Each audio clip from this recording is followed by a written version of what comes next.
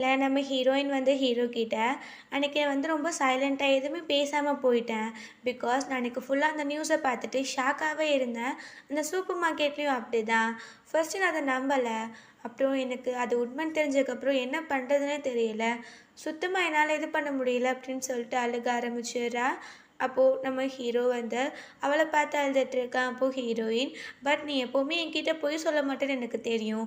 நீ என்ன சொன்னாலும் அத நான் வந்து என்னோட வில்லிங்னஸோட அக்செப்ட் பண்ணிக்கிறேன். நீ என்கிட்ட எக்ஸ்பிளைன் மட்டும் பண்ணு" அப்படின்னு சொல்றா. அப்போ ஹீரோவ கையெல்லாம் பிடிச்சுட்டு, "ரொம்பவே தேங்க் யூ மேம்" அப்படின்னு சொல்லிட்டு இருக்கான். அப்புறம் நம்ம ஹீரோ ஃப்ளாஷ்பேக்குக்கு போறான். அங்க வந்தவன் ஃபுட்டெல்லாம் வாங்கிட்டு வரான். அங்க வந்து மேரியா பார்த்தா அவள யாரோ ரேப் பண்ணிட்டாங்க. அவன் இடிச்சுட்டு போனான்ல, அவன் தான் அப்படிலாம் பண்ணியிருப்பான் போல. நம்ம ஹீரோ வேகமா ஓடி போயிட்டான். அவன பிடிச்சுட்டு பயங்கரமா அடிச்சிட்டு இருக்கான். அந்த டைம்ல பக்கத்துல ஓனர் இருக்காங்க. அவங்க வந்து பார்த்துட்டு, நம்ம ஹீரோ தான் மேரியா கூட இவன் தப்பா நடந்துக்கிட்டான் அப்படின்னு சொல்லிட்டு நினைச்சுக்கிறாங்க. நம்ம ஹீரோ மேரியா ஒண்ணும் இல்ல அப்படின்னு சொல்லிட்டு இங்க திரும்ப வந்துட்டு ஹீரோயின ஹாஸ்பிட்டலுக்கு கூட்டிட்டு போக ட்ரை பண்றான். அப்போ அவங்க போய் போலீஸ்லாம் கூட்டிட்டு வந்துட்டு, இவனை அரெஸ்ட் பண்ணுங்க அப்படின்னு சொல்லியிருக்காங்க. ஆக்சுவலி இவன் மர்டரர் கேஸ்ல உள்ள போல இந்த மாதிரி தப்பான கேஸ்ல தான் உள்ள போயிருக்கான். அவன் ஒண்ணுமே பண்ணாத தப்புக்கு அங்க போய் பிரிசன்ல இருந்திருக்கான். அப்புறம் மேரியா வந்து நல்லா தான் வெளியில ஹாஸ்பிட்டல்ல பார்த்துக்கிட்டாங்க. அவளுக்காக நான் பிரிசன்ல இருந்தேன் அப்படின்னு சொல்றான். அப்புறம் ஹீரோயின் கிட்ட, "இப்போ நீ என் மேல கோவமாலாம் இல்லைல்ல" அப்படின்னு சொல்லி கேட்குறான். அப்போ ஹீரோயின் வந்து, "நான் கோவமா தான் இருக்கேன். இத்தனை நடந்திருக்கு. பட் நீ ஏன் சொன்னதில்ல? அந்த நியூஸ் வந்த அன்னைக்கு கூட இதெல்லாம் பொய்யா தான் இருக்கும். வந்து ஃபேக்காக தான் கிரியேட் பண்ணியிருப்பான். நான் எவ்வளோ ட்ரஸ்ட் பண்ணேன் தெரியுமா? பட் நீ என்னை வந்து இப்படி பண்ணிட்ட" அப்படின்னு சொல்றான்.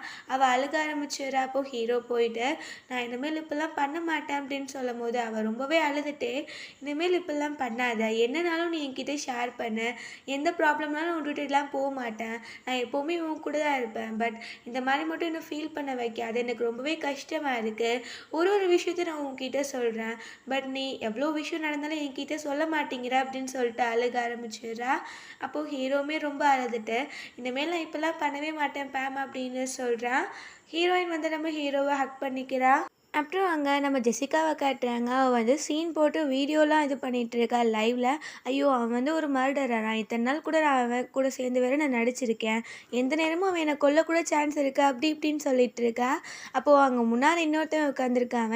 நீ சூப்பராக ஆக்ட் பண்ணுற அப்படின்னு சொல்லிட்டு இருக்கா. அப்புறம் அங்கே மினி மார்ட்டில் காட்டுறாங்க. மிக்கி வந்து ஆட் கிட்டே வந்துடுறான். பார்த்தா நம்ம ஆட் வந்து தண்ணியெல்லாம் திறந்து விட்டுட்டு வாஷ் பண்ணுறதுக்காக வாஷ் பண்ணாமல் நம்ம ஹீரோயினை பற்றி யோசிச்சுட்டு இருக்கான். அப்போது மினி வந்து டேப்பை க்ளோஸ் பண்ணிட்டு, எங்கேருந்து இந்த லீக்கர் இருக்குன்னு பார்த்துட்டு இருந்தேன், நீங்கள் தான் அந்த லீக்கரா? நீங்கள் என்ன யோசிச்சுட்டு இருக்கீங்க? பேமை பற்றி யோசிச்சுட்டு இருக்கீங்களா அப்படின்னு சொல்லி கேட்குறான். அப்போது ஆட்டோ ஆமான்னு சொல்லும் போது, நீங்கள் எவ்வளோ பயப்படுறீங்களே, அப்படின்னா நீங்களும் கூட பின்னாடியே போயிருக்கணும். இல்லாட்டி இங்கே சைலண்ட்டாக நீங்கள் உங்கள் வேலையை பார்க்கணும். எனக்கு தெரிஞ்சு டோனவன் வந்து அவ்வளோ தப்பானவன்லாம் கிடையாது. எனக்கு தெரிஞ்சு அவன் மர்டராகவே இருக்க மாட்டான், பார்த்துட்டே இருங்க அப்படின்னு சொல்லிட்டு இருக்கான். ஜெசிகாவை காட்டுறாங்க. அவள் வந்து ஒரு டைமண்ட் ஷோரூமுக்கு போயிருக்கா. அங்கே போயிட்டு, "இந்த ப்ராடக்ட்டை நான் தான் வந்து இது பண்ண போகிறேன், ஆக்ட் பண்ணி கொடுக்க போகிறேன். ஸோ நான் ட்ரையல் பார்க்குறேன்" அப்படின்னு சொல்கிறா. அங்கே எல்லா ரிங்ஸையும் போட்டு பார்த்துட்டு இருக்கா. அப்போது ஜெசிகா வந்து பேட்டே கால் பண்ணுறேன். அப்போது அட்டென்ட் பண்ணிட்டு, என்ன நீ தேவையில்லாமல் கால் பண்ணுற? இன்றைக்கி எனக்கு வந்து டே ஆஃப்ல, நீ எப்படி கால் பண்ணலாம் அப்படின்னு சொல்கிறா. அப்போது பேட்டே வந்து, "சரி சரி, நீ ஓவராலாம் பேசாத. உன் வேலையெல்லாம் போயிடுச்சு. இதுக்கப்புறம் உனக்கு எதுவுமே கிடையாது" அப்படின்னு சொல்கிறேன். அப்போது, "நீ என்ன பேசிகிட்டு இருக்க?" அப்படின்னு கேட்கும்போது, "எல்லாமே டாதா அப்படி பண்ணிட்டாங்க" அப்படின்னு சொல்லிடுறேன். அப்போது ஜெசிகா வந்து வேகமாக கிளம்பி டாவா பார்க்குறதுக்காக போகிறா. அங்கே ரிசப்ஷனிஸ்ட் கிட்ட, "எங்கே அந்த கிளவியை காணோம்? அவளை நான் பார்க்கணும்" அப்படின்னு சொல்லிட்டு உள்ளே போகிறா. அப்போ அந்த பொண்ணு, "உங்களால் இப்போதைக்கு உள்ளே போக முடியாது" அப்படின்னு கத்திட்டே இருக்கா. பார்த்தா அங்கே டாக்டர்ஸ்லாம் அவளுக்கு ஏதோ ட்ரீட்மெண்ட் பார்த்துட்டு இருக்காங்க. அவள் போய் அங்கே சண்டை போட்டுட்டு, "அவன் அப்படி மர்டராக இருந்தால் நான் என்ன பண்ண முடியும்? என்னோடதுல எதுக்கு நீ கேன்சல் பண்ண" அப்படின்னு சொல்லி கத்துறா. அப்போடா வந்து, "இத்தனை நாள் அவனுக்கு ஜால்ரா அடிச்சிட்டே தெரிஞ்சார, இப்போ என்ன வந்துச்சு" அப்படின்னு சொல்லி கேட்குறா. 2 பேருக்கும் சண்டை ஆயிடுது. சண்டை போட்டுட்டு இருக்காங்க. அப்போது அந்த பக்கம் வந்து ஜெசிகா, "இன்ஜெக்ஷன் இருக்குது, அதை எடுத்துறா. அப்புறம் இதை நான் உடம்புல இன்சர்ட் பண்ணேன்னு வச்சுக்கோவேன், நீ அவ்வளோதான், ஊதிக்கிட்டே பலூன் மாதிரி போயிடுவ" அப்படின்னு சொல்கிறா. அதை குத்த வேற வர 2 பேரும் சண்டை போட்டுகிட்டே இருக்காங்க.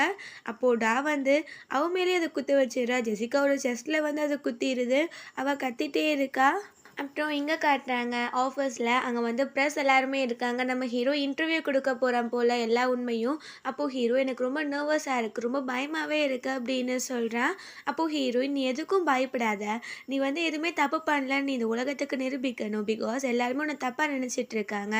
என்கிட்ட நீ என்ன சொன்னியோ அதவே அங்க போய் சொல்லு.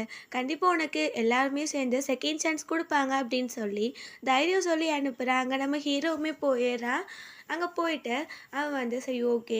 நீங்கள் எல்லாருமே இந்த நியூஸை பார்த்துட்டு தான் இந்த மாதிரி பிஹேவ் பண்ணுறீங்கன்னு எனக்கு தெரியும். ஸோ நான் என்ன நடந்துச்சுன்னு சொல்கிறேன்.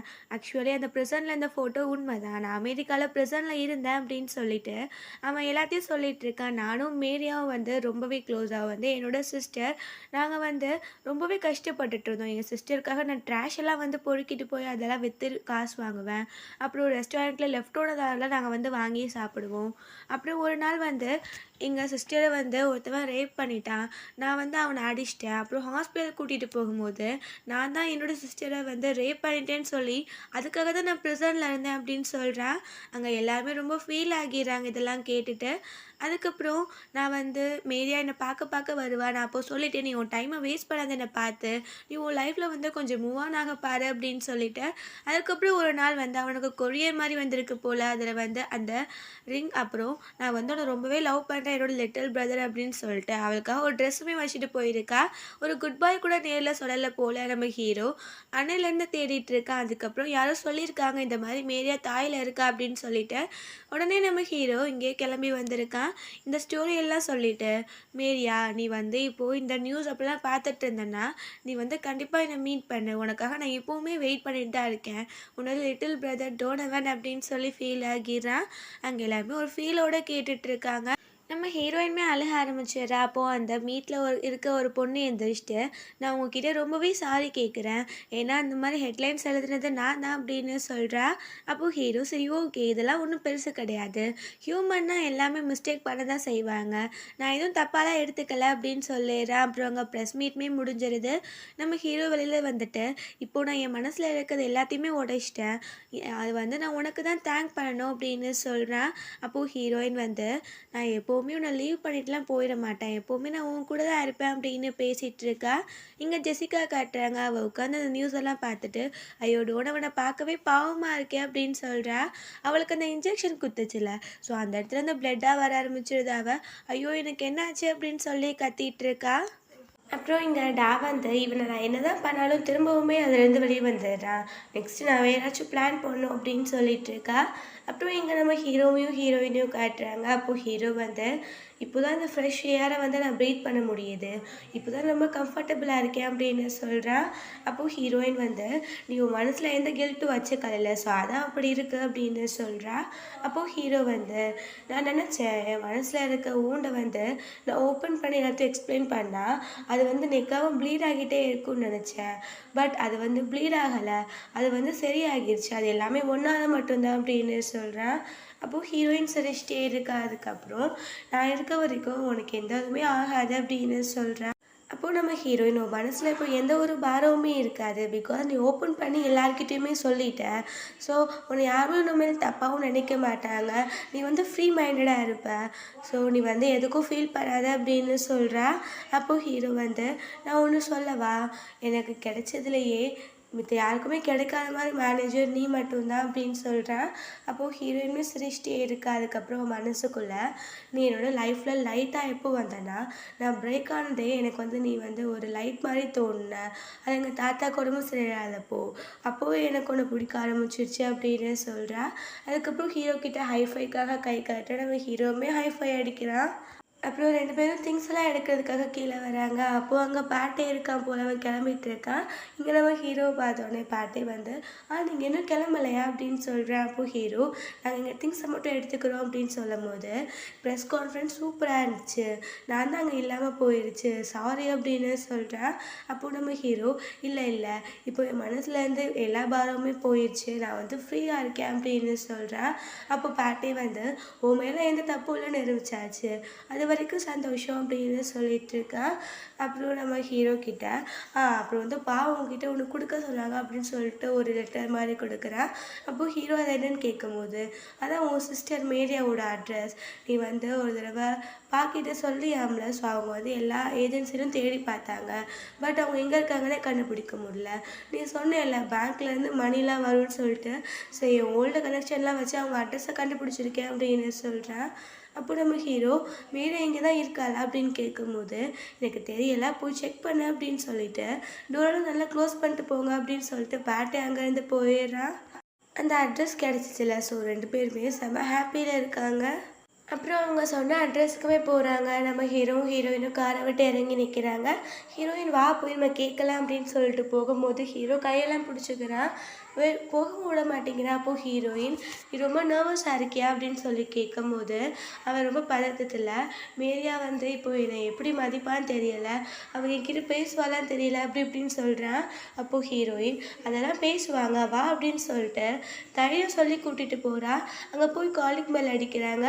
அன்றைக்கி ஒரு பொண்ணு நின்று ஆஃபீஸ்குள்ளே நம்ம ஹீரோயினவே பார்த்துட்டு இருந்தால, அவள் தான் வந்து டோரை ஓப்பன் பண்ணுறா. பார்த்த உடனே நம்ம ஹீரோயின் வந்து நீங்கள் ரொம்ப ஃபேமிலியாக இருக்கீங்க, இதுக்கு கூட நம்ம மீட் பண்ணியிருக்கோமா அப்படின்னு சொல்லி கேட்குறா. அப்போது அந்த பொண்ணு இல்லை அதெல்லாம் ஒன்றும் இல்லை அப்படின்னு சொல்லும் போது ஹீரோ வந்து உங்களுக்கு மேரியா தெரியுமா, மேரியா இங்கே இருக்காங்களா அப்படின்னு சொல்லி கேட்குறான். அவங்க நிமிஷம் ஸ்டக் ஆகுறாங்க. அதுக்கப்புறம் எனக்கு அவங்கள யாரும் தெரியாது அப்படின்னு சொல்லிட்டு அந்த கேட்டை க்ளோஸ் பண்ண போகிறாங்க. அப்போ பின்னாடி இருந்த ஒரு ஆள் அங்கே யார் அப்படின்னு சொல்லி கேட்குறான். இது உங்களோட ஹஸ்பண்ட் போல. அப்போது அந்த பொண்ணு வந்து இல்லை வீடு மாதிரி வந்திருக்காங்க அப்படின்னு சொல்லிட்டு எனக்கு மேரியாலாம் தெரியாது அப்படின்னு சொல்கிறாங்க. அப்போது ஹீரோ கேட்டை பிடிச்சிட்டு உண்மையை சொல்லுங்கள் உங்களுக்கு மேரியா தெரியும்ல அப்படின்னு கேட்குறான். அப்போ அவங்க பயந்து போயிடுறாங்க. அப்போது ஹீரோயின் வந்து அவனை பிடிச்சி இழுத்துக்கிறா. அவங்க டோரை க்ளோஸ் பண்ணிட்டு போயிடுறாங்க. அப்புறம் நம்ம ஹீரோவோட மைண்ட் ரிலாக்ஸ் ஆகிறதுக்காக ஹீரோயின் அவனை வந்து ஜிம்முக்கு கூட்டிகிட்டு போயிருக்கா. அதுக்கப்புறம் அவனுக்கு க்ளவுஸ்லாம் போட்டு விட்டுட்டு நீ பஞ்ச் பண்ணு, நான் வந்து உன்னோட ஸ்ட்ரெஸ் பர்ஸ்டராக இருப்பேன் அப்படின்னு சொல்கிறா. நம்ம ஹீரோ நீ என்னோட ஸ்ட்ரெஸ் பர்ஸ்டரா அப்படின்னு சொல்லிட்டு சிரிச்சிட்டே இருக்காங்க. 2 பேரும் நல்லா இது என்ஜாய் பண்ணுறாங்க. அதுக்கப்புறம் ரெஸ்ட் எடுத்துகிட்டு இருக்காங்க. அப்போது நம்ம ஹீரோக்கு யாரோ மெசேஜ் பண்ணுறாங்க. அவன் எந்திரிச்சு போய் பார்க்குறான். பார்த்தா இப்போ ஒருத்தவங்கள்ட்ட பேசிகிட்டு இருந்தாங்களே அவங்க தான் மெசேஜ் பண்ணியிருக்காங்க. எனக்கு மேரியாவை பற்றி தெரியும், அப்படி வேணும்னா நீ வந்து சர்ச்சுக்கு வா அப்படின்னு சொல்லிட்டு லொக்கேஷன் ஷேர் பண்ணியிருக்காங்க. அப்புறம் நம்ம ஹீரோயினும் சேர்ந்து அந்த சர்ச்சுக்கு போகிறாங்க. உள்ள அவங்க ப்ரே பண்ணிகிட்டு இருக்காங்க. நம்ம ஹீரோ போனோடனே நீ மேரியாவை தானே தேடிட்டு இருக்க, எனக்கு அவளை நல்லாவே தெரியும் அப்படின்னு சொல்கிறாங்க. நம்ம ஹீரோ சைலண்ட்டாகவே இருக்கான். அப்போ அந்த பொண்ணு வந்து ஒரு ரிங் எடுத்து கொடுக்குறா. பார்த்தா நம்ம ஹீரோவோட ரிங் மாதிரி அப்படியே இருக்க. நம்ம ஹீரோ இப்போ மேரியா எங்கே அப்படின்னு சொல்லி கேட்குறா. அப்போது அந்த பொண்ணு உங்களுக்காக வெளியே தான் வெயிட் பண்ணிகிட்டு இருக்கா அப்படின்னு சொல்கிறா. அப்போது நம்ம ஹீரோ வெளியில் வா அப்படின்னு சொல்லிட்டு ரொம்ப நர்வஸாகவே போகிறான். அங்கே பார்த்தா மேரியாவோட கலராக தான் இருக்குது. அவள் ஆக்சுவலி இறந்து போயிட்டா போல். அதை பார்த்துட்டு இந்த இருக்கா உங்கள் மேரியா, இதை வந்து எனக்கு ரொம்ப மனசு கஷ்டமாக இருக்குது இதை பார்க்கும்போது அப்படின்னு அந்த பொண்ணு சொல்கிறா. நம்ம ஹீரோ ரொம்பவே உடஞ்சி போயிடுறான். அவன் போயிட்டு பயங்கரமாக அழுதுட்டுருக்கா. ஹீரோயினுமே அழுதுட்டுருக்கா. ஓகே ஃப்ரெண்ட்ஸ், இதோட இந்த எபிசோட் முடிஞ்சிருச்சு. இந்த வீடியோ பிடிச்சா கண்டிப்பாக லைக் பண்ணுங்கள், ஷேர் பண்ணுங்கள், கமெண்ட் பண்ணுங்கள் அண்ட் மறந்துடாமல் சப்ஸ்கிரைப் பண்ணுங்கள்.